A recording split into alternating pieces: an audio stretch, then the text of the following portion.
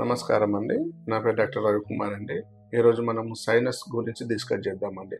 Sinusitis అంటే మనకు మొత్తం మన ముక్కు మూసుకపోవడం, సైనస్ గ్రంథులలో ఇన్ఫెక్షన్ రావడము, వాటిని మనం సైనోసైటిస్ అంటాం. అంటే సైనస్ గ్రంథులు అంటే గాలి గ్రంథులు అండి. మన ఫేస్ పైన ఈ ఏరియాలో మొత్తం గాలి గ్రంథులు, గాలి నిండిపోయి ఉంటుంది.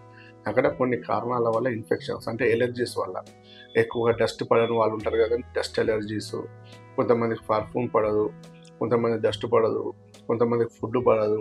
ఇలా కొన్ని ఎలర్జీస్ ఉంటాయి. వాటి వల్ల ఏమవుతుంది, డస్ట్ ఎలర్జీస్ వల్ల ఇక్కడ మొత్తం శ్లేషం పేరుకపోయి ఉంటుంది. ముక్కుల పైన అంతా తెమడాల రూపంలో అదంతా గాలి గ్రంథులో మొత్తం ఇన్ఫెక్షన్ పేరుకపోయిన వాటిని మనం సైనోసైటిస్ అంటాం. ఈ సైనోసైటిస్కి ఇంకొకటి ఏంటంటే, మనకు నోస్లో స్కానింగ్ చేపిస్తారండి. సిటీపీఎన్ఎస్, పారానేసల్ సైనస్ అంటాం.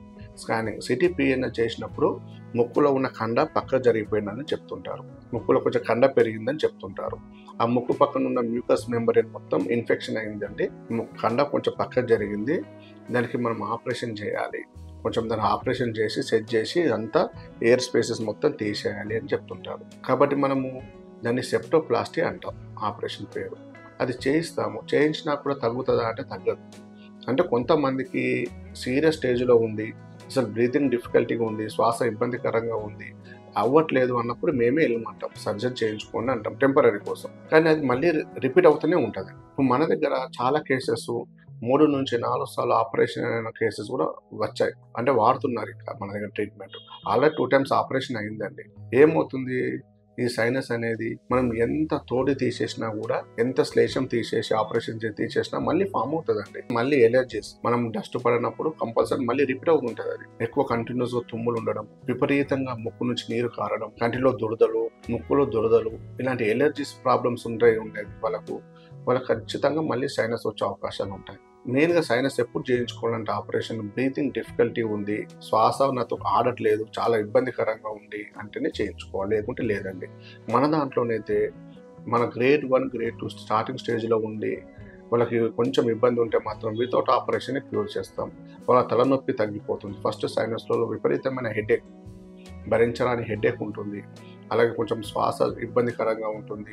ఏదైనా నేసల్ బ్లాకేజ్ అంటాం, ఒక ముక్కు మూసుకుపోతుంది, ఒక ముక్కు ఓపెన్గా ఉంటుంది. అలాగా కాబట్టి కొంతమంది ఏం చేస్తుంటారు, ఇట్లా ఎక్కువగా ఉందని ఓటర్విన్ కానీ అలా కొన్ని రకాల నేసల్ స్ప్రేస్ ఉంటాయండి, అవి వాడుతుంటారు. వాటి వల్ల కొంతవరకు ఉపశమనం ఉంటుంది. కానీ ఎక్కువ నేసల్ స్ప్రేలు ఎక్కువ వాడితే ఏమవుతుందంటే, మన ముక్కులో ఉన్న వాసన గ్రంథులు ఉంటాయి, నేసల్ పోర్స్ అంటాం, ఆ వాసన గ్రంథులు మూసుకుపోయి ఉంటాయి. దానివల్ల వాసన మనం పసిగట్టలేము, కొంచెం స్మెల్ అనేది రాదండి అది ఎక్కువ వాడితే.